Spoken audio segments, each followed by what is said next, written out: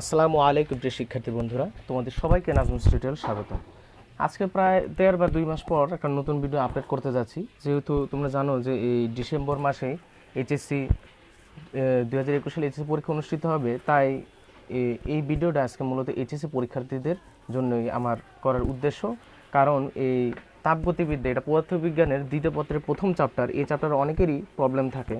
তো আজকের এই ক্লাসে এই মুহূর্তে আসলে যারা তোমরা এইচএসসি পরীক্ষাতে, তোমাদের জন্য ইম্পর্ট্যান্ট হচ্ছে বোর্ড কোশ্চেনগুলো, বিগত বছরের বোর্ড কোশ্চেনগুলো সলভ করা এবং বিশেষভাবে বেসিক নলেজটা রাখা। আজকের এই ক্লাসে তাপগতিবিদ্যা সংক্রান্ত যেসব সূত্রাবলী আছে, প্রত্যেকটি যেসব সূত্রাবলী তোমার সৃজনশীলে প্রয়োগ করতে হবে, সেই সূত্রগুলো নিয়ে আলোচনা করা হবে। এবং এর থেকে বেশি ইম্পর্ট্যান্ট হচ্ছে যে সৃজনশীলে কিছু কিছু শব্দ ওয়ার্ড ইউজ করে, ওই ওয়ার্ডগুলো দেখে আমরা বুঝতে পারি যে আমরা কোন প্রক্রিয়া যাব এবং কোন প্রক্রিয়ার সূত্রগুলো ব্যবহার করব। আজকে সেই জিনিসগুলো তোমাদের বলে দিব, যে এর মাধ্যমে তোমরা বুঝবা যে এখানে আমার এই সূত্রটা প্রয়োগ করতে হবে। তো প্রথমে আসি তাপগতিবিদ্যার প্রথম সূত্র। তাপগতিবিদ্যার প্রথম সূত্রে বলা হয়েছে যে এটা ধরে নিলাম আমার একটা ডিভাইস বা একটা সিস্টেম।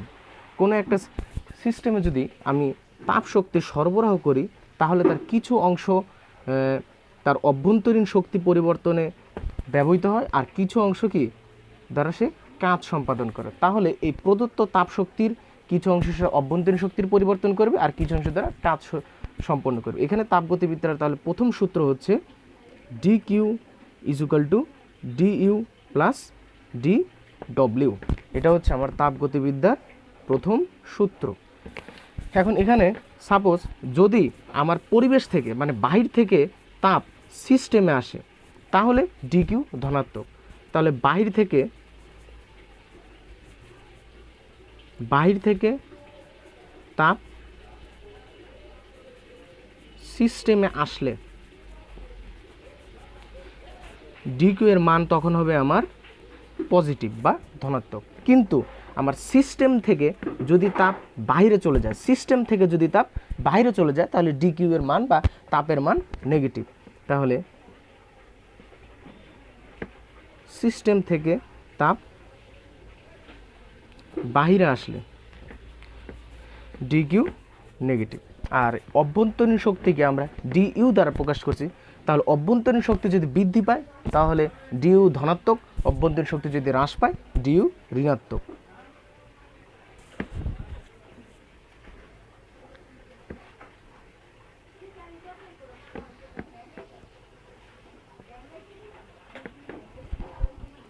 পেলে ডিইউ ধনাত্মক, আর অভ্যন্তরীণ শক্তি হ্রাস পেলে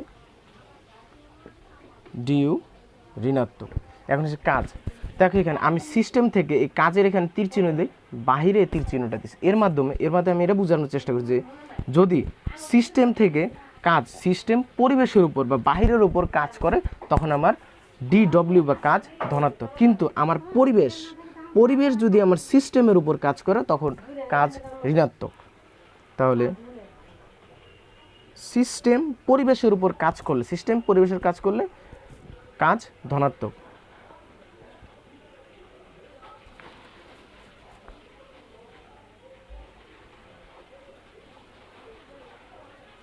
সিস্টেম পরিবেশের উপর কাজ করলে ডিডব্লিউ ধনাত্মক, কিন্তু পরিবেশ সিস্টেমের উপর কাজ করলে আমার কাজ ঋণাত্মক। তো এগুলো অনেক সময় পরীক্ষা থাকে, যেমন একটা সৃজনশীল কোশ্চেন আমি দেখছিলাম, সেখানে বলছিল যে একটা কাজ করছে, সেখান থেকে হচ্ছে কি 300 জুল তাপ শক্তি নির্গত হয়। মানে সিস্টেম থেকে সেই 300 জুল তাপ শক্তি সিস্টেম থেকে বাইরে নির্গত হয়েছে। ওইখানে ডিকিউ হবে 300 জুল না, ডিকিউ হবে -300 জুল। কারণ ওইখানে আমি বললাম যে তাপ শক্তি আমার সিস্টেম থেকে 300 জুল নির্গত হয়েছে, তার মানে আমার সিস্টেম থেকে তাপটা বাইরে চলে গেছে। তো ওইখানে ডিকিউ ধরো -30 জুল। তো এখানে এই চিহ্নগুলোর ক্ষেত্রে একটু সতর্কতা অবলম্বন করা উচিত। তো এখন আমরা আসি যে সমষ্ণ প্রক্রিয়া।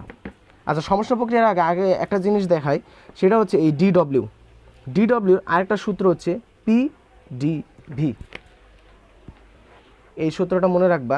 এই সূত্রটা তখনই হবে, এখানে দেখো ডিভি মানে আয়তনের পরিবর্তন, কিন্তু পি চাপ। এই সূত্র তখনই প্রয়োগ করা যাবে যখন তোমার পরীক্ষায় বা উদ্দীপকে থাকবে যে চাপটা স্থির, চাপটা ফিক্সড। এইখানে এই চাপটা হচ্ছে স্থির, বা ফিক্সড। যখনই বলবে চাপ স্থির তখন তোমার ডিডব্লিউর ক্ষেত্রে বা কাজ বাইর করার ক্ষেত্রে পিডিবি সূত্র প্রয়োগ করে। তাহলে যখন চাপ স্থির তখন এখানে আমরা এভাবে লিখতে পারি যে D Q is equal to, যেহেতু সূত্র বলছে ডিইউ প্লাস ডিডব্লিউ, তাহলে এই জিনিসটা প্রয়োগ করলে আসে D Q is equal to D U plus P D V. এটাও প্রয়োগ করা যাবে, এটাও প্রয়োগ, এটা কখন প্রয়োগ করা যাবে? যখন আমার পরীক্ষা অপশনে বলবে যে আমার কি চাপ স্থির আছে। এই গেল। এখন আমরা আসি একটা প্রক্রিয়া, সেটা হচ্ছে তোমার সমষ্ণ প্রক্রিয়া। সমষ্ণ প্রক্রিয়া,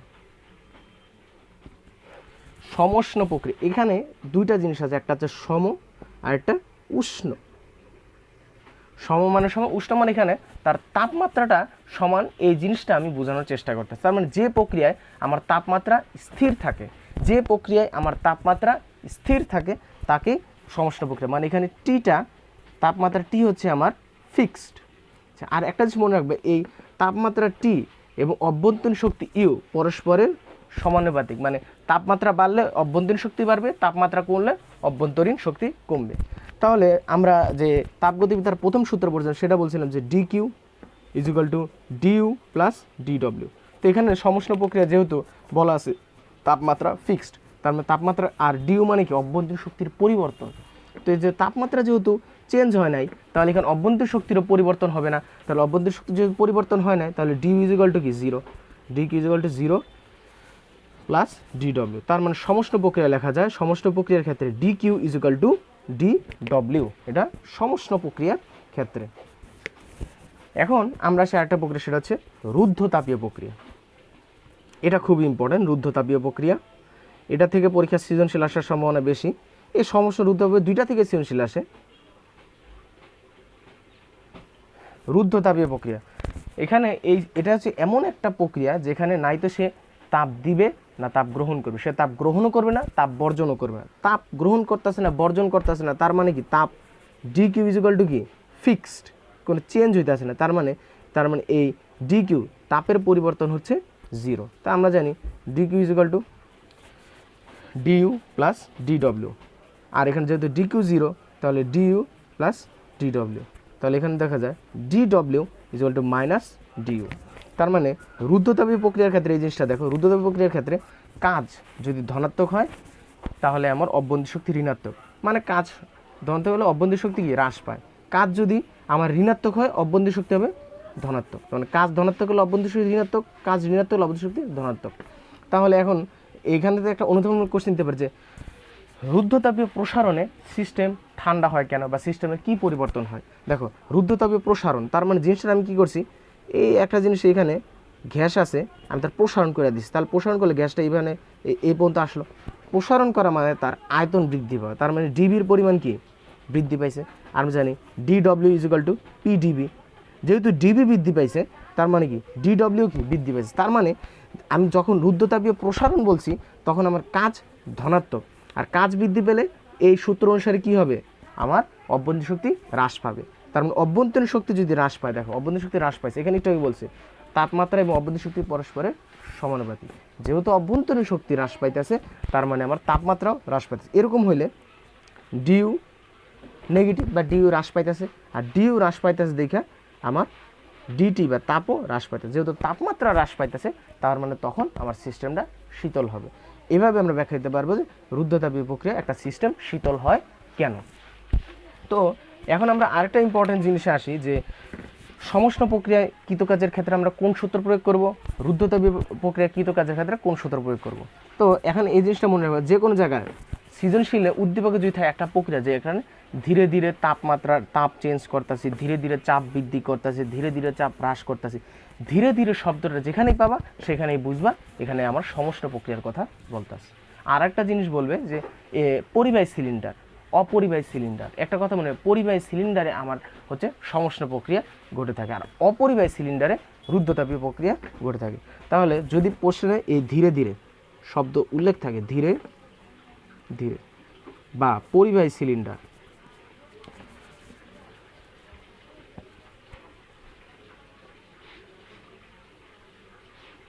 এই দুইটার মধ্যে ধীরে ধীরে পরিবাহী সিলিন্ডার, এর মানে এখানে সমষ্ণ প্রক্রিয়া ঘটতেছে বা তোমার সমষ্ণ প্রক্রিয়ায়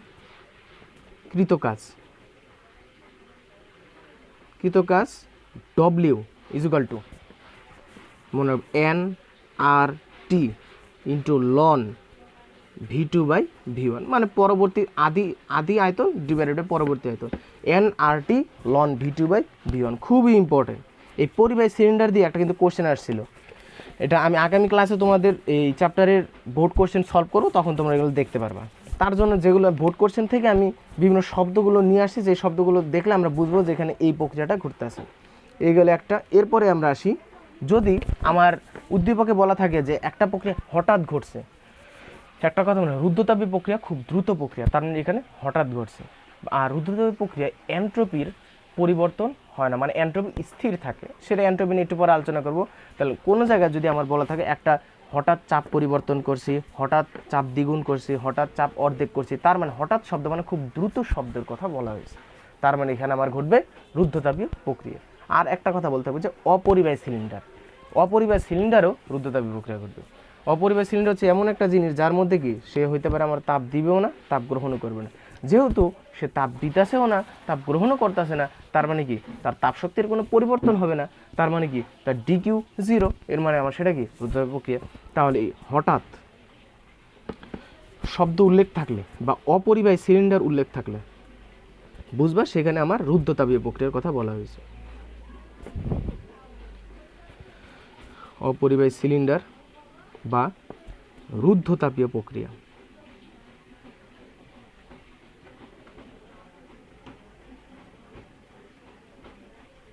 কাজের সূত্র, এটার কাজের সূত্র দুইটা, একটা হচ্ছে W equal to 1/γ-1 into P1V1 minus P2V2, আরেকটা আছে NR/γ-1 into T1 minus T2। এই ম্যাক্সিমাম ক্ষেত্রে এই সূত্রটা প্রয়োগ হয়। দ্বিতীয় সূত্র NR/γ-1 into T1 minus T2। N তো বুঝি মূল সংখ্যা, আর হচ্ছে আমার যে সর্বজন গ্যাস দ্রবক, আর এর মান দিব হচ্ছে 8.314 joule kelvin inverse 1 mole inverse 1। এখন হচ্ছে গামাটা কি, এই গামার মানগুলো মুখস্থ করে রাখো। যেমন এক পারমাণবিক গ্যাসের ক্ষেত্রে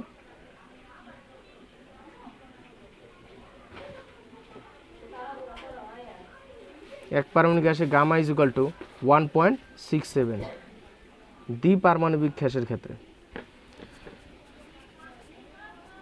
দ্বিপারমাণবিক কি, যেমন নর্মাল আমার অক্সিজেন, নাইট্রোজেন, হাইড্রোজেন, এদের ক্ষেত্রে গামার মান 1.40। আর বহু পারমাণবিক বা ত্রিপারমাণবিকের ক্ষেত্রে যেমন ওজোন, কার্বন ডাইঅক্সাইড, এদের ক্ষেত্রে গামার মান 1.33। তো পরীক্ষায় তোমার অবশ্যই গামার মানটা উদ্দীপকে দেওয়া থাকবে। আর যদি গামার মান উদ্দীপকে না থাকে, যদি উদ্দীপকে এমন উল্লেখ থাকে গ্যাস, শুধু গ্যাসের কথা উল্লেখ থাকে, তখন এই 1.40 প্রয়োগ করবে। যদি গামার মান দেওয়া থাকে সেটা প্রয়োগ করবে, আর যদি না দেওয়া থাকে 1.40 ইউজ করবা। তো এই সূত্র প্রয়োগ করে আমরা সমষ্ণ প্রক্রিয়া কৃতকাজ বাহির করতে পারবো, রুদ্ধতাপীয় প্রক্রিয়া কৃতকাজ বাহির করতে পারবো। এখন আসি আমরা সমষ্ণ পরিবর্তনে কি কি সূত্র প্রয়োগ করব, আর রুদ্ধতাপীয় পরিবর্তনে যে চাপ, তার আয়তন, তারপর হচ্ছে তার চাপ, আয়তন, তাপমাত্রার মধ্যে সম্পর্কে, এগুলো নিয়ে আলোচনা করি। এখন আসি সমষ্ণ পরিবর্তনের ক্ষেত্রে।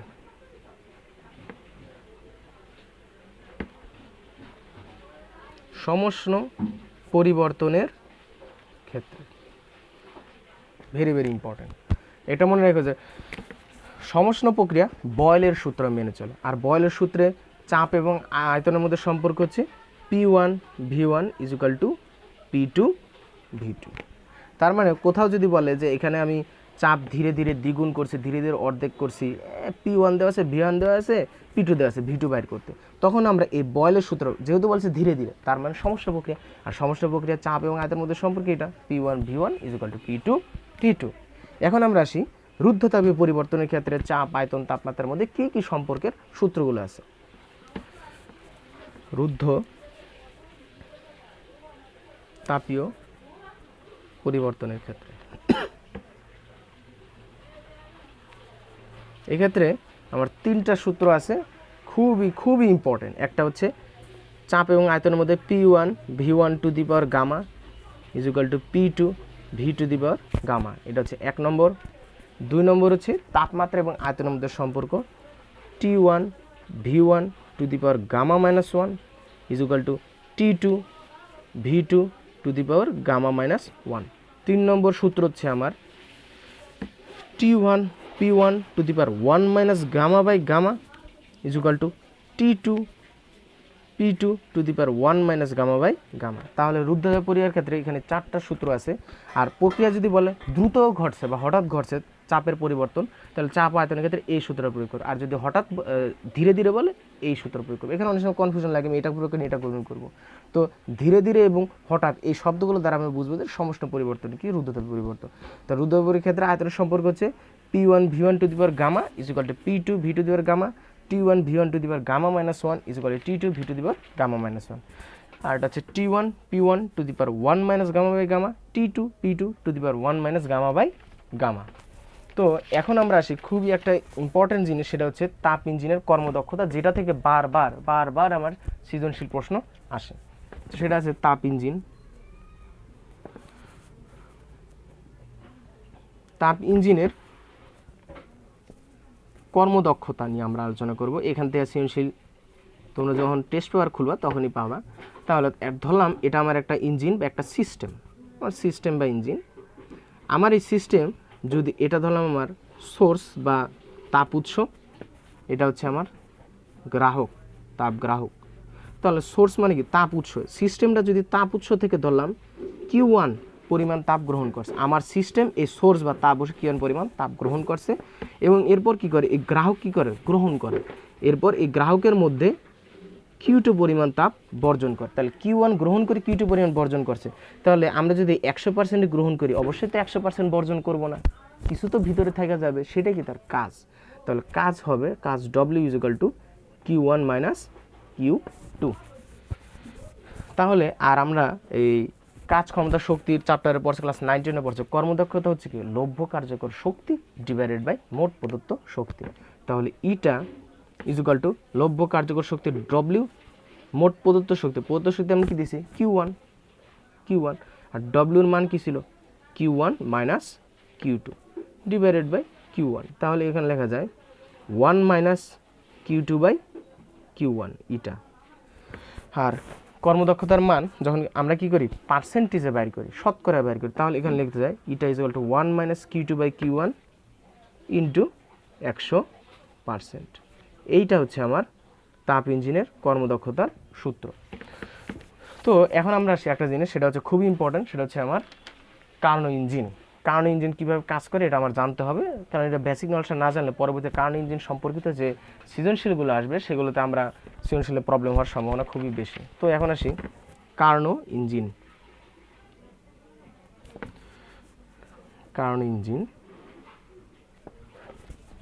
তো কার্নো ইঞ্জিন বিজ্ঞানী কার্নো এটার ধারণা দিছে, মূলত বাস্তবে কিন্তু কার্নো ইঞ্জিন পাওয়া যায় না, এবং বিজ্ঞানী কার্নো যেসব ধারণা দিচ্ছে এগুলো আসলে বাস্তবে আমরা প্রমাণ করতেও পারবো না, কিন্তু উনি যেভাবে বলছে আমার সেভাবে চলতে হবে, কিছু বলার নেই।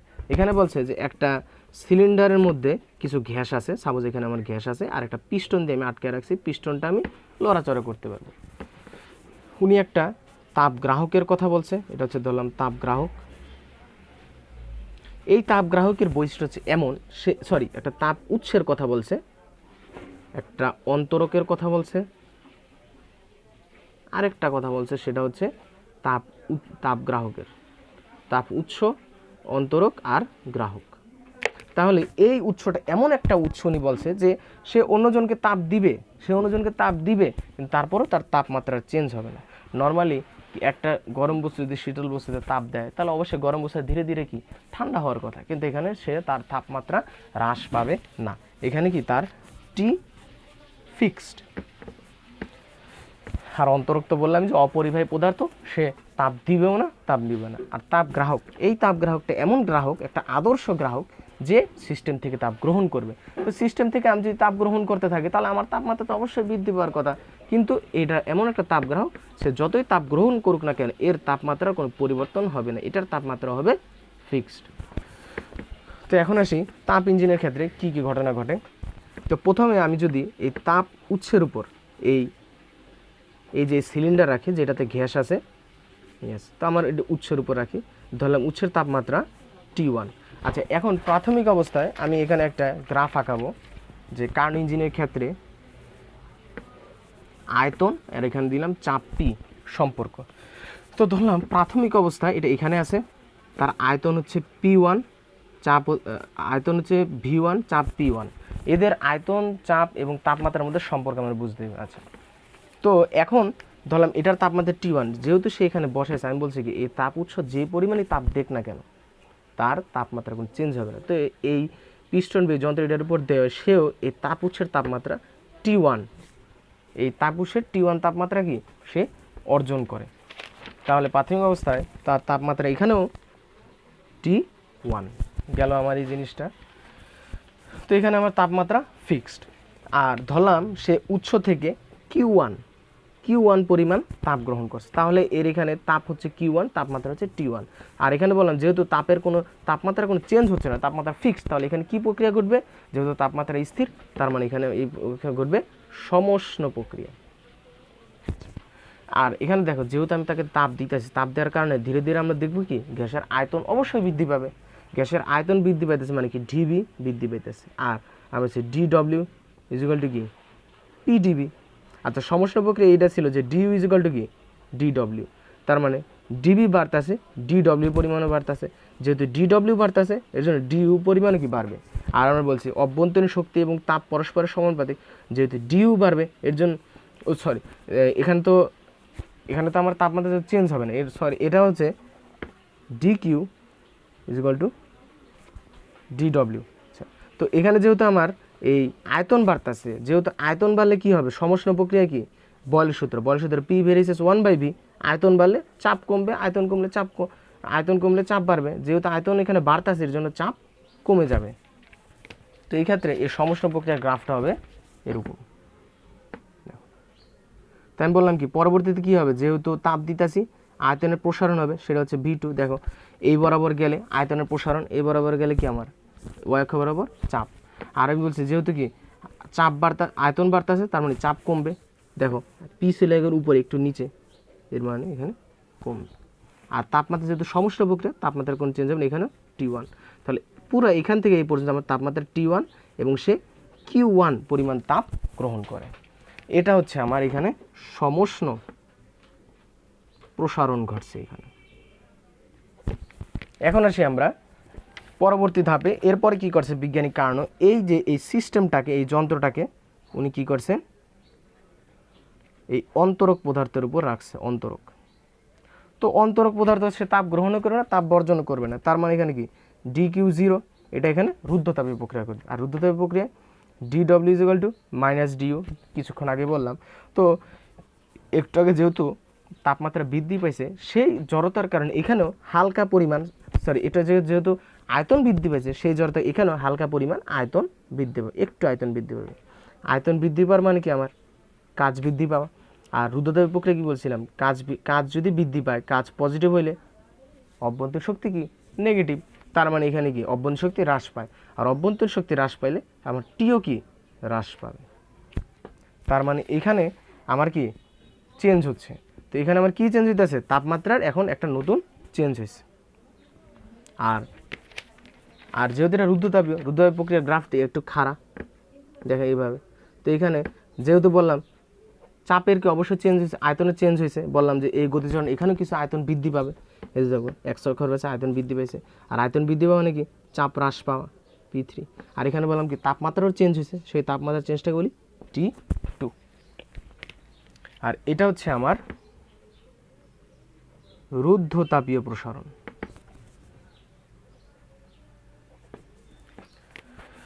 তিন নম্বর ঘটনা, বিজ্ঞানী কার্নো বলছে যে এই যন্ত্রটাকে বা এই পিস্টনটাকে আমি কি করলাম, এখন আমি একটা তাপ গ্রাহকের উপর রাখলাম। তো এই বললাম কি তাপ গ্রাহকটা এমন একটা তাপ গ্রাহক, আদর্শ তাপ গ্রাহক, যে কি তাপ গ্রহণ করবে কিন্তু তার তাপমাত্রার কোনো চেঞ্জ হবে না।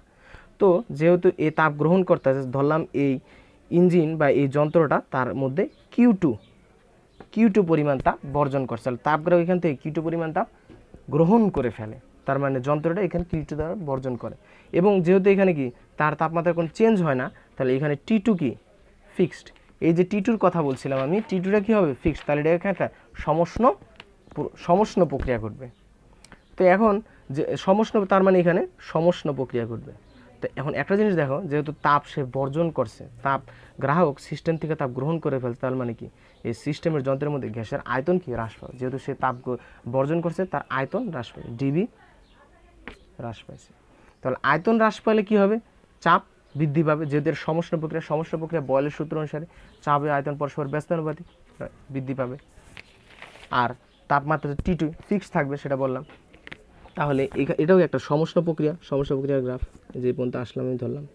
দেখো এখানে যদি দেই, বললাম কি আয়তন হ্রাস পাইছে V4, দেখেন এটা কি x অক্ষের খুব কাছাকাছি, এটা কি x অক্ষ বরাবর হ্রাস, চাপ বৃদ্ধি পাইছে, আগে ছিল নিচে, P উপরে উঠে গেছে y অক্ষ বরাবর, আয়তন হ্রাস পাইছে দেখি আমার চাপ বৃদ্ধি পাইছে। আর এখানেও কি T2, তাহলে এইখান থেকে এই পর্যন্ত আমার তাপমাত্রা সব সময় থাকবে T2, এবং সেইখানে Q2 পরিমাণ তাপ বর্জন করে। এই গেল আমার এই ঘটনা। এরপরে আমরা আসি নতুন আরেকটা জিনিস। তারপরে কি করছে, উনি এই সিস্টেমটাকে বা এই যন্ত্রটাকে আবার অন্তরকের মধ্যে রাখছে। অন্তরক তার মানে এখানে রুদ্ধতাপীয় প্রক্রিয়া ঘটবে। রুদ্ধতাপীয় প্রক্রিয়ায় DW - DO। তো একটু আগে বললাম, যত তাপগ্রাহক দিছে তার আয়তন হ্রাস পায়। এই গতি জড়তার কারণে, এই জড়তার কারণে বা এটার কারণে এখানেও কিছু পরিমাণ আয়তন আবার হ্রাস পাবে। আয়তন হ্রাস পাওয়া মানে কি DW হ্রাস পাওয়া, কাজ হ্রাস পাওয়া, যেহেতু কি DW PdV। তার এই DW হ্রাস পাইছে, আমি বলছি কি DW ধনাত্মক হলে DU পজিটিভ, ঋণাত্মক হলে DU নেগেটিভ। যেহেতু এটা হ্রাস পাইতেছে তার মানে অভ্যন্তরীণ শক্তি বৃদ্ধি পাইতেছে, তার মানে এখানে অভ্যন্তরীণ শক্তি বৃদ্ধি পাইতেছে। আর অভ্যন্তরীণ শক্তি বৃদ্ধি পাওয়া মানে কি তার তাপমাত্রা বৃদ্ধি পাওয়া। তার মানে এখানে আমার কি করছে, রুদ্ধতাপীয় প্রক্রিয়া এখান থেকে এই পর্যন্ত নিলাম। দেখেন এখন সে আবার আগের পজিশনে চলে গেছে। তারা এখানে দেখো তার আয়তন হ্রাস পাইছে, চাপ বৃদ্ধি পাইছে, এবং তাপমাত্রাটা সেম আগের তাপমাত্রা। তাহলে এটা যেই পয়েন্টে ছিল আবার সেই জায়গায় এসে ফিরে গেছে। এটা একটা প্রত্যাগামী প্রক্রিয়া। এটা হচ্ছে এখানে রুদ্ধতাপীয় প্রসারণ, এখানে হচ্ছে সমষ্ণ সংকোচন, এখানে রুদ্ধতাপীয় সংকোচন।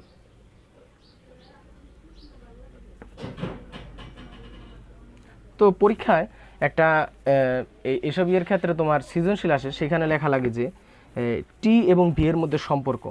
এটা মানে ওইখানে বিভিন্ন দেখবে T1 V⁻⁻1 = T2 V3⁻⁻1, এই সূত্রটা প্রয়োগ করলে। এর কারণটা এখানেই বলে দিচ্ছে। যেমন যখন চাপ আয়তন V2 তখন কি তাপ কি থাকে তার T1, আর যখন তার কি আয়তন V3 তখন তাপমাত্রা কি থাকে T2। এই কারণে কিন্তু তুমি যদি লেখো T1 V1⁻⁻1 T2 V2⁻⁻1, answer কিন্তু মিলবে, কিন্তু আসলে কনসেপ্ট ঠিক না।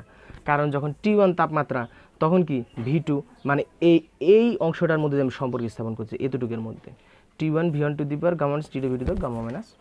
তো পরীক্ষা বিভিন্ন সৃজনশীল এভাবে বলে যে প্রতি স্তরে সংকোচন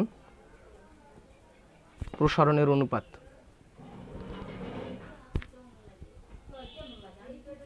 যদি 1:2 হয়, তার মানে প্রতি স্তরে আয়তনের সংকোচন প্রসারণ, মানে এখানে বললাম কি V1 থেকে V2 এর আয়তন বেশি, V2 থেকে V3 আয়তন বেশি। তো এখানে বুঝে যে V1 অনুপাত V2 = 1:2। আবার V2 থেকে V3 তে কিন্তু আয়তন বৃদ্ধি হবে, একটু আগে বললাম। তার মানে কি V2 অনুপাত V3 = 1:2। তার মানে V2/V3 = 1/2। তো এরকমভাবে তো এই সম্পর্ক স্থাপনের মাধ্যমে একটার তাপমাত্রা দেওয়া থাকলে এই তাপ উৎসের তাপমাত্রাটা আমরা বাহির করতে পারি। সেক্ষেত্রে T1 V2⁻⁻1 V2 দিবার কেন, কারণ কি T1 যখন তাপমাত্রা কি T1 যখন হয় তখন কি আয়তন V2 হয়, V1 হয়। আর T2 যখন হয় আয়তন কি V3।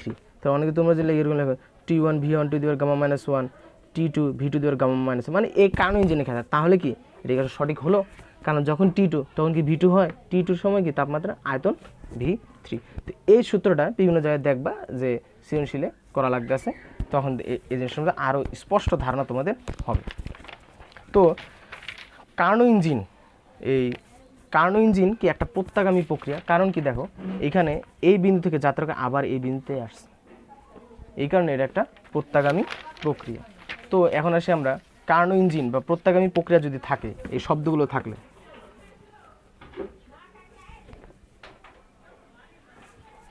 কার্নো ইঞ্জিন বা প্রত্যাগামী engine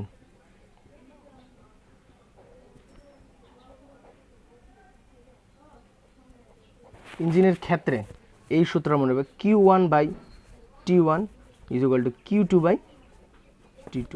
very very important. Q1/T1 is equal two Q2/T2।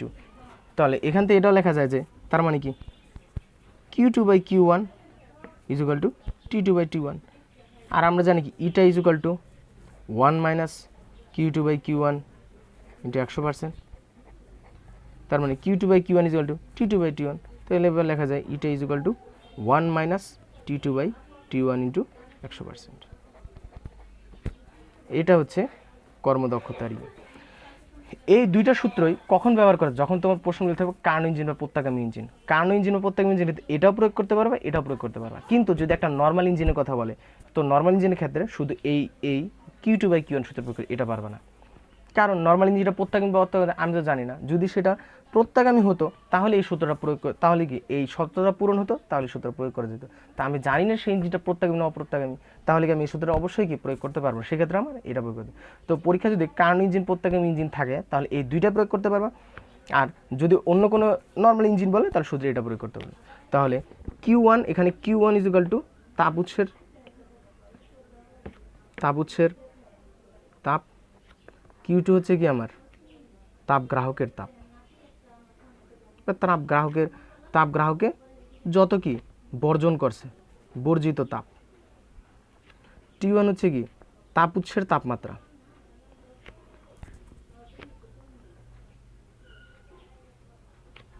T2 হচ্ছে তাপ গ্রাহকের তাপমাত্রা।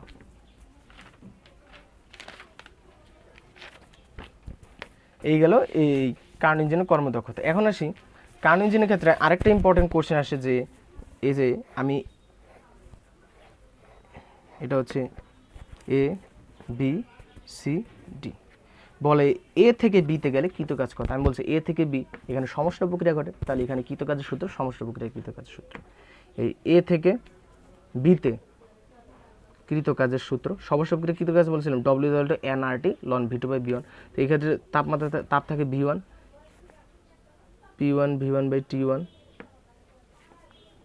P2 V2 T2, P3 V3, এখানে T1 T2, P4 V4 T2। কৃতকাজ হচ্ছে এ থেকে বিতে nRT ln V2/V1। এই সূত্রটা প্রয়োগ করে ম্যাথটা করতে হবে। এটা কিন্তু একটা ইম্পর্টেন্ট, এটা কিন্তু এর আগেও বোর্ড পরীক্ষা কিন্তু আমার আসছে। তো এই গেল মোটামুটি কার্নো ইঞ্জিনের। তো কার্নো ইঞ্জিনের ক্ষেত্রে আরেকটা জিনিস ইম্পর্টেন্ট, তার এন্ট্রপির চেঞ্জ। ABCD। তো এতে থাকে এই পর্যন্ত থাকে T1, আর এখানে কি Q1, এখানে T2, এখানে কি Q2। সেটা একটু আগে কিন্তু ওই যে যখন তোমাদের ব্যাখ্যাটা দিলাম সেটা অবশ্যই আমার মনে হয় বোঝার কথা। তো এখন এখানে দেখো, তাহলে পরীক্ষা কি থাকবে, এই Q1 দেওয়া থাকবে, T1 Q1 দেওয়া থাকবে, T2 থাকবে, Q2 এর মান বাইর করতে হবে, অথবা এই দুইটা থাকবে, এটা থাকবে, T2 এর মান বাইর করতে হবে। যেহেতু কি এটা প্রত্যাগামী ইঞ্জিন, তাহলে এই ক্ষেত্রে এই সূত্র প্রয়োগ করে Q1/T1 is equal two Q2/T2। এই সূত্র প্রয়োগ করে কি এই তিনটা দেওয়া থাকলে এটা আমি বাইর করতে পারবো, যে কোনো একটা বাইর করতে পারবো। তো এখন আসি এদের এন্ট্রপির যে পরিবর্তন, কার্নো ইঞ্জিনের ক্ষেত্রে এন্ট্রপি পরিবর্তন। এই সূত্র মনে রাখবা যে এ থেকে বি, এবি অংশে কি হয় সমষ্ণ প্রসারণ। এখানে এন্ট্রপির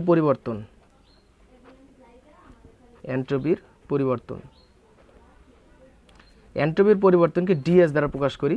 আর এন্ট্রপি তো DS is equal two entropy is equal two DQ/T। তাহলে যেহেতু এই এবি অংশে সে তাপ গ্রাহক থেকে Q1 পরিমাণ তাপ গ্রহণ করে, তার মানে এখানে Q1/T1 হবে তার এন্ট্রপির পরিবর্তন। এবং এখানে এন্ট্রপি কি বৃদ্ধি পাইছে, যেহেতু কি আমি তাপ গ্রহণ করছি। বিসি অংশে কি করছে রুদ্ধতাপীয় প্রসারণ।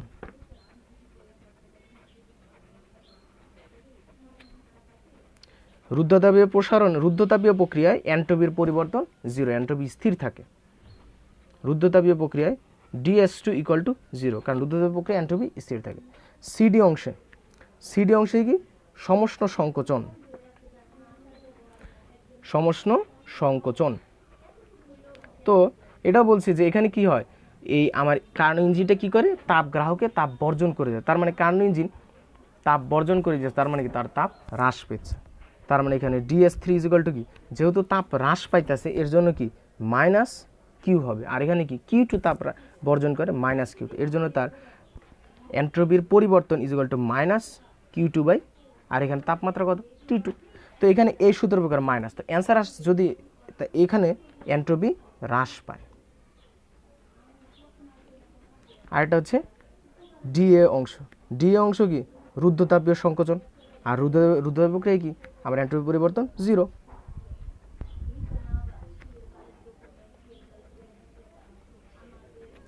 DS4 equal to 0। এইভাবে তোমার পরীক্ষা এরকম বলবে যে এই ইঞ্জিনের প্রতি ধাপে এন্ট্রপির পরিমাণ বাইর করো, এন্ট্রপি পরিবর্তন, তাহলে এই অংশে এন্ট্রপি পরিবর্তন DS1 equal two Q1 by T1, BC অংশে রুদ্ধতাপ প্রক্রিয়া 0, CD অংশে সংকোচন ঘটার জন্য মাইনাস Q2 বাই T2, আর এটা তো রুদ্ধতাপ প্রক্রিয়া DS4 ইকুয়াল টু 0। এইভাবে তোমরা এটা অ্যান্সার করতে পারবা। সাপোজ এই দুইটা দেওয়া আছে, T2 দেওয়া আছে, আমার Q2 নাই, তাহলে এই সূত্র প্রয়োগ করে আমি Q2 বাইর করতে পারবো, আর বাকি অংশ একদম ইজি করতে পারবা। এখানে যেহেতু মাইনাস, সাপোজ অ্যান্সার আসলো মাইনাস জুল কেলভিন ইনভার্সন, তো প্রথমে অ্যান্সার মাইনাস, পরে লিখবা এখানে এন্ট্রপি 4, মাইনাস মানে এন্ট্রপি হ্রাস পাইছে, তার মানে লিখবা এখানে এন্ট্রপি 4 জুল কেলভিন ইনভার্সন হ্রাস পায়। এখানে লিখবা যে সিডি অংশে এন্ট্রপি পরিবর্তন DS3 হলো মাইনাস Q2 বাই T2, অ্যান্সারের একটা মাইনাস, পরে লিখবা নিচে যেখানে এত এন্ট্রপি হ্রাস পায়। আর এই ফুল চক্রের মোট এন্ট্রপি, ফুল চক্রের মোট এন্ট্রপি দেখো DS1 plus DS2 plus DS3 plus DS4। DS1 is to Q1 by T1, DS2 0, DS3 হচ্ছে কি মাইনাস Q2 বাই T2, এটা হচ্ছে 0, এটা কাটা আর 0, তার মানে কি এটা একটা প্রত্যাগামী প্রক্রিয়া, প্রত্যাগামী প্রক্রিয়া মোট এন্ট্রপির পরিবর্তন হয় আমার কত 0। এই গেল আমার এন্ট্রপি সংক্রান্ত সমস্যা। এখন হচ্ছে এন্ট্রপি সংক্রান্ত কিছু ম্যাথ ইয়ের জন্য যে তাপমাত্রা চেঞ্জ হলে একটা কথা মনে রেখো, সাপোজ এইটা আমার 0 ডিগ্রি সেলসিয়াসের বরফ, তো এখন আমি তাপ দিলে এই জিনিসটা প্রথমে কিসে পরিণত হবে, 0 ডিগ্রি সেলসিয়াসের পানিতে। তো আমি যেহেতু তাপ দিয়েছি অবশ্যই কি তাপমাত্রা চেঞ্জ হওয়ার কথা, এখানে চেঞ্জ হয় নাই কেন, কারণ কি এই তাপটা কী করছে, অবস্থান চেঞ্জে ব্যবহৃত হয়েছে। আচ্ছা আচ্ছা, ধীরে ধীরে তাপ বাড়াইতে থাকলে এই পানিটা হতে পারে আমার 100 ডিগ্রি সেলসিয়াস তাপমাত্রার পানি, আরও বাড়াইলে এটা হয় 100 ডিগ্রি সেলসিয়াসের জলীয় বাষ্প। তো প্রথমে কি বরফকে তাপ দিলে পানিতে পরিণত হবে, পানিটা আবার যায় 100 ডিগ্রি সেলসিয়াস পানি, আবার 100 ডিগ্রি সেলসিয়াসের পানি 100 ডিগ্রি সেলসিয়াস বাষ্পে পরিণত হবে। তো এই ক্ষেত্রে এন্ট্রপি পরিবর্তন DS equal to DQ by T বলা হয়েছে, কারণ DQ এর মান বাইর করতে হবে। তাহলে এই জিনিসটা সূত্রগুলো মনে রাখবা যে সাপোজ বরফ 0 ডিগ্রি সেলসিয়াসের পানিতে পরিণত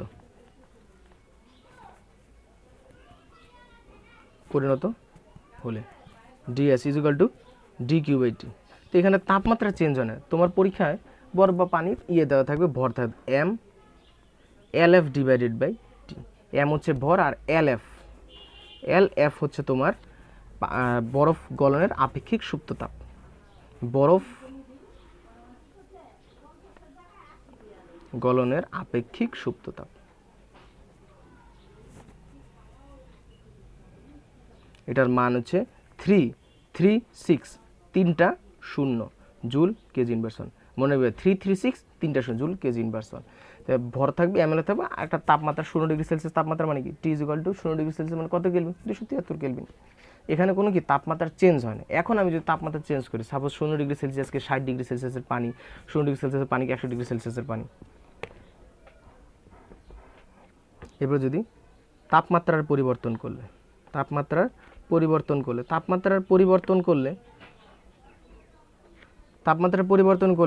DQ ইকুয়াল টু কি MS DT, এটা তো অবশ্যই জানো, এর আগেও এটা 9 10 এটা পড়ার কথা। তো এই ক্ষেত্রে আমার সূত্র প্রয়োগ করব, সাপোজ 0 ডিগ্রিকে আমি 100 degree, DS1 equal to integration DQ by T। আর এখানে কি একটা সাপোজ আদি তাপমাত্রা আর উপরের সীমা হচ্ছে কি পরবর্তী যেটা তাপমাত্রা 0 থেকে 60 ডিগ্রি হলে এখানে 0 ডিগ্রি সেলসিয়াস 60 ডিগ্রি সেলসিয়াস মানে 0 ডিগ্রি সেলসিয়াস মানে এত কেলভিনে বাইর করে নেবে ইন্টু T1 T2 আর ডিকিউ ইকুয়াল টু কি ms dt divided by T, এই সূত্র প্রয়োগ করে কাজ করতে হবে। আরেকটা জিনিস 100 ডিগ্রি সেলসিয়াসের পানিকে যদি আমি 100 ডিগ্রি সেলসিয়াসের বাষ্পে পরিণত করি, পানি থেকে বাষ্প, এখানে আমার অবশ্যই তাপমাত্রা চেঞ্জ হয় নাই, তাহলে এক্ষেত্রে আমার এন্ট্রপির পরিবর্তনের সূত্র DS3 = ডিকিউ বাই টি। টি এর মান কত হবে 100 ডিগ্রি সেলসিয়াস মানে 373 কেলভিন, আর ডিকিউ এর সূত্র হচ্ছে mLV ডিভাইডেড বাই, যেহেতু তাপমাত্রার চেঞ্জ আসে না এই জন্য ডিটির এই সূত্রটা এখানে বসে নাই। আর এখানে LV হচ্ছে পানির বাষ্পীভবনের আপেক্ষিক সুপ্ত তাপ, আর এটার মান হচ্ছে 2268 তিনটা শূন্য জুল কেজি ইনভার্স 2268 তিনটা শূন্য, আর এখানে 336 তিনটা শূন্য। এই সূত্র প্রয়োগ করলে এন্ট্রপি সংক্রান্ত সবগুলো তোমরা সৃজনশীল করতে পারবা। আর আমি পরবর্তী ক্লাসে এই চ্যাপ্টারে বোর্ড কোশ্চেন নিয়ে আলোচনা করা হবে।